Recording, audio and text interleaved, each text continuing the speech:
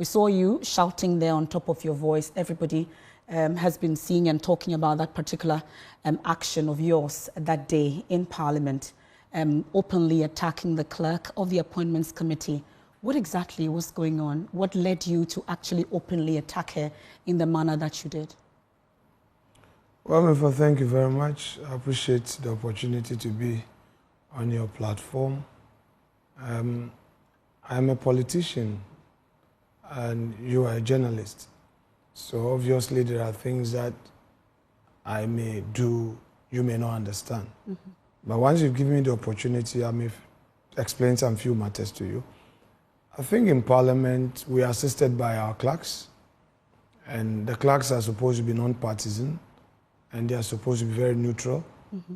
And the practice has been that in all situations, they ensure that both parties, the majority, minority, are well informed.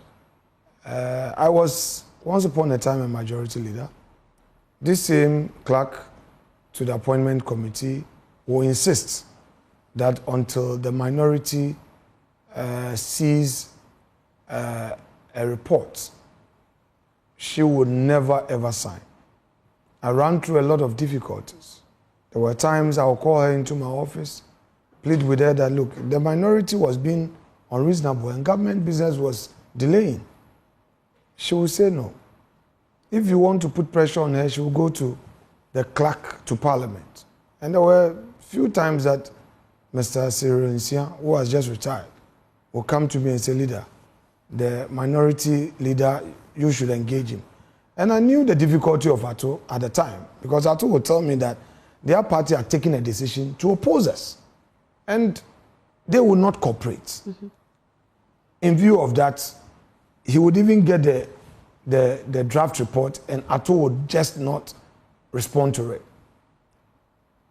This is the same clerk who, when we even needed to advertise for nominees to come for vetting, she would insist that the minority would have to give a go-ahead.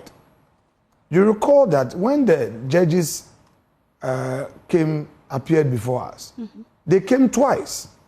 The first time, it was aborted. The second time, they were able to go through the vetting, and their report was never released. Mm. Eventually, we left power. Parliament could not pass these judges. Today, we are in opposition. The same clerk. Look, all the reports that we've been, moving on the floor, I don't get to see this recent vetting. Yes. You're saying that all the ministers that you've been able to vet and approve? Let me say it in clear language, not that I'm mixing up and then, you have to repeat my words. I'm saying that all the reports that we've been moving, mm-hmm. I see them on the House floor. I keep my calm. Look, I'm a very patient man. Oh. Sometimes people don't get to know me. But with time, those who know me know who I am. I hardly get upset. I would keep my calm until I realize that the person is taking me for granted.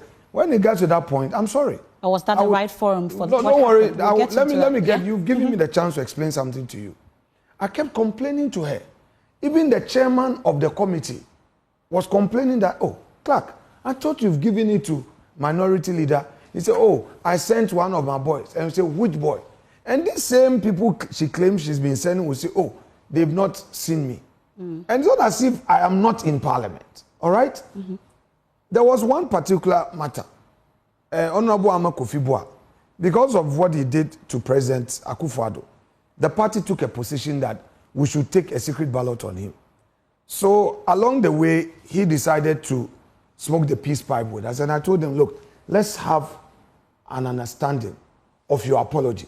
So a text was agreed upon.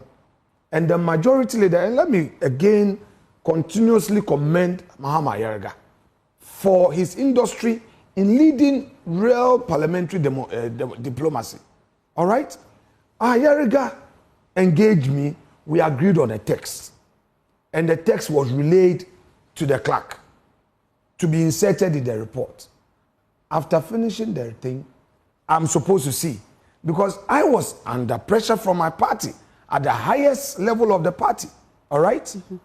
I didn't see it. I was in my office attending to some administrative matters, and I was watching the proceedings. I realized that Bua's report was being taken. So I rushed to the chamber, and I had to stop my respected colleague Buama that he should hold on. I drew the speaker's attention, and I noticed that the report had been signed. So I got to the chairman. Chair, what happened? He said, oh, they brought it, she signed. He signed. Now, if that mistake had gone through, what would be of the minority leader? It means that I'm not diligent. But was your input needed before the signatures? Of course, at all times. Okay. In Parliament, reports are signed by the clerk to the committee and the chair. When the minority leader does not sign. No, but the practice is that you see it. You have to look at the draft. Go and ask all the people in Parliament. But the process is such that she takes instructions from the chair of the committee as well. Now, if you want me to open up, the chair has also been complaining about the clerk. Look at some of the letters. You see, Omanibu Ama, for instance. We were sitting there at 9.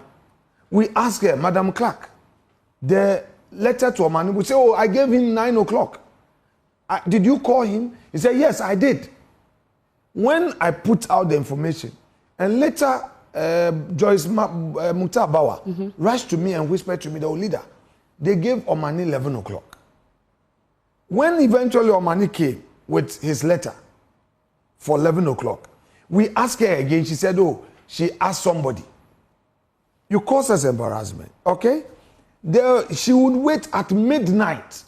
Then she would put on the platform that such a number of persons are coming for vetting. Look, I have my side. People must prepare. And then MPs will think that, oh, maybe the leader has had some negotiations with the other side without telling us. What triggered this thing the first time on the floor was how she put out about 10 names. Some of the confusion, I don't know whether the chairman knows about it and is playing some as if. But if I have every good reason to believe the chairman. But she works under, I would want us to fast track this particular issue. As a clerk, you report to the chairman on your ranking. Go and ask all the procedural clerks. But I'm saying that if you have concerns about this process, you claim that you've also addressed. Don't use the word I claim. You the said word you claim have is not the right word. Just a minute. You drew the attention of the chairman to this. Correct. He claims he's not also aware of it. But she works. I'm saying that she works under the clerk of Parliament, at least. Did you draw the attention? Did we go through the processes? I've already told you to raise these concerns. I've told you that. I don't just get up and react. Okay. If you talk to MPs, go to Parliament, talk to MPs quietly, do a check on me. They will tell you that Afenyo is very accommodating. He's a very patient man. But, I'm laying a foundation. I'll get it. Don't worry. That's why I'm boldly here to confront. I'm not shying away from my actions. So I would answer you. But take your time. Listen, I complained to Jetro. I engaged Jetro extensively on the conduct of the clerk.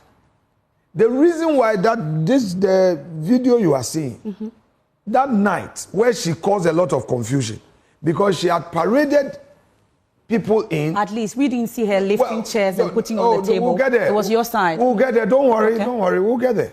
Let's deal with if you insinuate, we may not end the program. Allow us to have a peaceful engagement. We will definitely. If you try to insinuate, I will just leave here quietly. You don't have very to. Well. So let's have a conversation. Okay. Don't insinuate. Give me respect. Let me give you respect so that we engage. Is that okay? That's what we're doing. Right. So let me explain my side of the story. So we had realized that even the chairman did not know that she has given out invitation. All right. In the morning, my deputy was the one who sat in the pre-sitting meeting. And she relayed to me that, leader, we've agreed to do 3. By the time we finish the 3, our colleagues reached out to us that they want 1 more to make it 4. We said, no problem. When we finished the 4th, they now came and said, oh, they want the transport minister designate because his chiefs were around. And then we say, okay, Wita is 10. Okay, we'll take the transport minister designate. Okay. When we were done, we now saw many nominees on the corridors. And apparently all of them had letters. I asked Chairman, are you aware? Say, leader, I'm not aware. So why didn't the clerk stop them? Okay. And that resulted in that confusion. The next morning, in the morning around 8 o'clock, I was in the office. We had a caucus meeting. Honorable Afenyo-Markin called my chief whip that the chair of the committee wants us to have a meeting. Soon after the Afenyo-Markin's call, Honorable Ayerega, the majority leader, called me. The leader, where are you? I said, I'm in my office. He said, look, I'm coming over. I want us to have a meeting so that we can have a smooth takeoff. I said, no problem. So we're sitting down in the office waiting for the meeting for Ayerega to come. And we saw on the screen that Akano was taking an oath. I mean, for my problem is this. You are the clerk to the committee. You administer the oath. You know the procedure. You get the majority leader, you get the majority and the minority side. You are supposed to counsel us. You see that in proceedings in the House, the clerk would always mount the high table, go to Mr. Speaker and whisper something. On all situations, you see the clerk busily going to majority and minority. On what basis will you, the clerk, proceed to do what you're doing? Anyway, we got in. I was not happy. My side felt that I was showing weakness because you tell us one thing, another thing is happening. Is that okay? Now, on talking about what happened, subsequently, the clerk to Parliament has engaged me. We are discussing the matter. When we are done with the discussion, which I believe we should be done tomorrow, I would come out with a statement regarding the incident. I will speak no more about it.